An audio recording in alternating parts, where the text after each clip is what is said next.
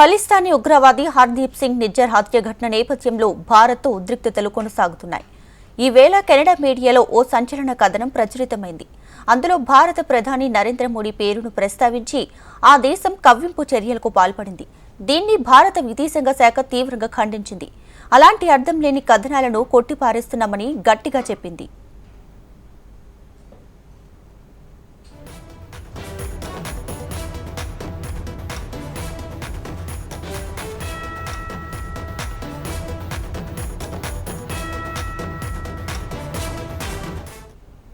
ఇక కెనడాకి చెందిన ది గ్లోబ్ అండ్ మెయిల్ వార్తాపత్రికలో నిజ్జర్ హత్య గురించి ఓ కథనం ప్రచురితమైంది. ఈ హత్యకు కుట్రలో భారత జాతీయ భద్రత సలహాదారు, విదేశాంగ శాఖ మంత్రిత్వ శాఖ కూడా భాగమైనట్లు తమకు తెలిసిందని కెనడా సీనియర్ జాతీయ భద్రతా అధికారి ఒకరు చెప్పినట్లు ఆ కథనం పేర్కొంది. ఏకంగా భారత ప్రధాని నరేంద్ర మోడీ పేరును సైతం ఇందులో ప్రస్తావిస్తూ రెచ్చగొట్టే చర్యలకు పాల్పడింది. దీంతో ఈ కథనాలపై భారత్ తీవ్రంగా మండిపడింది. ఈ క్రమంలోనే కేంద్ర విదేశాంగ శాఖ అధికార ప్రతినిధి రణ్ధీర్ జైస్వాల్ దీనిపై ఓ ప్రకటన విడుదల చేశారు. సాధారణంగా మేం మీడియా కథనాలపై స్పందించబోమని, కానీ కెనడా ప్రభుత్వ వర్గాలను ఉద్దేశిస్తూ వెలువడిన ఈ హాస్యాస్పద వార్తలను తీవ్రంగా ఖండిస్తున్నామన్నారు. ఇలాంటి దుష్ప్రచారాలు ఇప్పటికే దెబ్బతిన్న రెండు దేశాల మధ్య సంబంధాలను మరింత దిగజారుస్తాయని జైస్వాల్ పేర్కొన్నారు.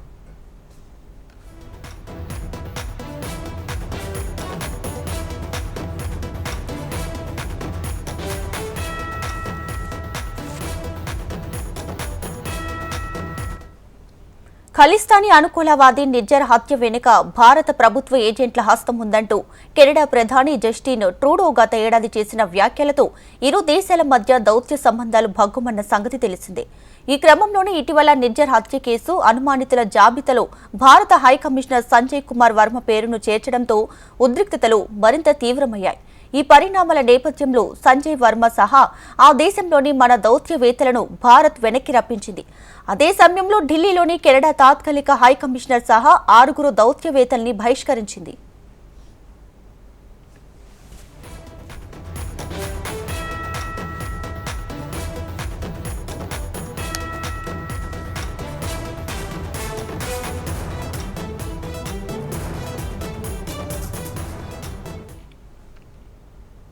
కూటమి ప్రభుత్వం చర్యలతో వాహనదారుల నుంచి ప్రైవేట్ ఏజెన్సీల అడ్డుగోలు దోపిడీకి తెరపడింది. ఏజెన్సీల నిర్వహణను రద్దు చేయడంతో పాటు వాహనంలోనే అన్ని రకాల చెల్లింపులు జరుపుతుండటంతో సామాన్యులకు సులభతరమవుతుంది. ప్రైవేటు సంస్థల ఆగడాలకు కళ్లెం పడటంతో ప్రభుత్వానికి పెద్ద ఎత్తున ఆదాయం సమకూరుతోంది.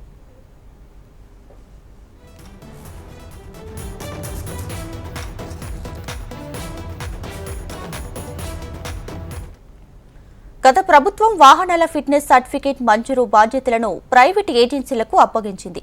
రాష్ట్రంలో ప్రయోగాత్మకంగా అనంతపురం, నంద్యాలలో శివశంకర్ ఎంటర్ప్రైజెస్ కి ఆ బాధ్యతలు అప్పగించింది. అయితే నిర్వాహకులు పెద్ద ఎత్తున వసూలకు తెరలేపారన్న ఆరోపణలు వెల్లువెత్తాయి.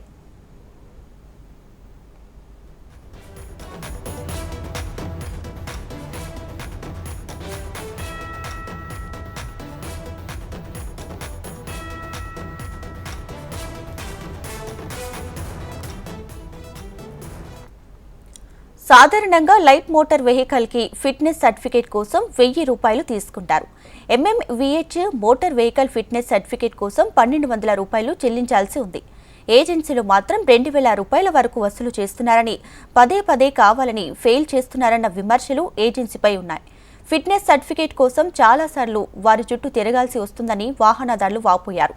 ప్రైవేటు ఏజెన్సీ ఆగడాలను గుర్తించిన ప్రభుత్వం ఈ నెల 5 నుంచి ప్రైవేటు సేవలను రద్దు చేసింది.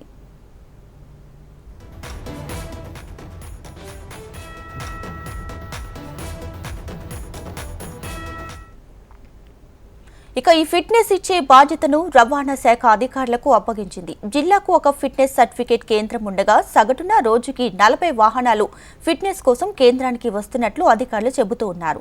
సరాసరి రోజుకి ₹50,000 ఆదాయం వస్తుందని చెబుతున్నారు.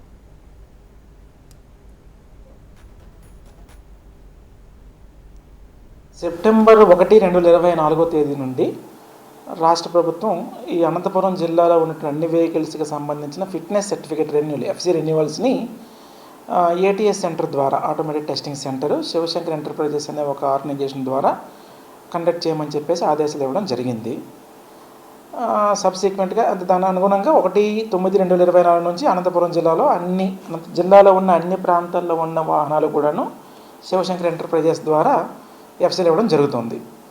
ఇటీవల కాలంలో మళ్ళీ ప్రభుత్వం ఇంకొక మెమో ఇవ్వడం జరిగిందన్నమాట. దాని ప్రకారము టెంపరీగా శివశంకర్ ఎంటర్ప్రైజెస్ వాళ్ళని కెప్టెన్ అబియన్స్లో పెట్టింది, అంటే వాళ్ళని హోల్డ్ చేసి మళ్ళీ అగైన్ ట్రాన్స్పోర్ట్ డిపార్ట్మెంట్ ఆఫీసుల ద్వారా ఎఫ్సీలు ఇష్యూ చేయమని చెప్పేసి ఒక మెమో కూడా ఇవ్వడం జరిగింది 29/10/2024 ట్రాన్స్పోర్ట్ డిపార్ట్మెంట్లో 4 ఆఫీసుల ద్వారా, అంటే రాయదుర్గం, తాడిపత్రి, గుంతకల్లు అండ్ అనంతపురం జిల్లా ఆఫీసుల ద్వారా మళ్ళీ ఎఫ్సీ రెన్యువల్స్ ఇవ్వడం జరుగుతూ ఉంది. ఎట్లా ఉన్నాయనేది మా దగ్గర దానికి సంబంధించి విధి విధానాలు ఏమీ లేవు. మాకున్నది only 1 fine day we received order 29/8/2024 అనుకుంటా. ఆ రోజు మాకు ఒక ఆర్డర్ వచ్చింది. ఏమని 19/24 నుంచి శివశంకర్ ఎంటర్ప్రైజెస్ అనంతపురం వారి ద్వారా ఈ జిల్లాలో ఉన్న అన్ని వెహికల్స్కి ఎఫ్సీలు ఇవ్వడం జరుగుతుంది అని మాకు ఇన్ఫర్మేషన్ ఇవ్వడం జరిగింది. మరి తర్వాత దానికి సంబంధించిన విధి విధానాలు ఎలా ఉన్నాయన్నది ట్రాన్స్పోర్ట్ కమిషనర్ ఆఫీసులో ఉంటాయి. నిన్నటి వరకు ఆర్టీఏ సేవలు ఈ ప్రగతి పోర్టల్ ద్వారా అందుబాటులో ఉండేవి. తాజాగా ప్రభుత్వం కేంద్ర ప్రభుత్వ పోర్టల్ వాహన్కు అనుసంధానం చేయడంతో వాహనదారులకు ఇబ్బందులు తప్పడం లేదు. చాలా మంది ఇప్పటికే చలాన్లను చెల్లించాల్సిన రుసుమును ఏపీ ప్రభుత్వం పోర్టల్ ఈ ప్రగతిలో అప్లోడ్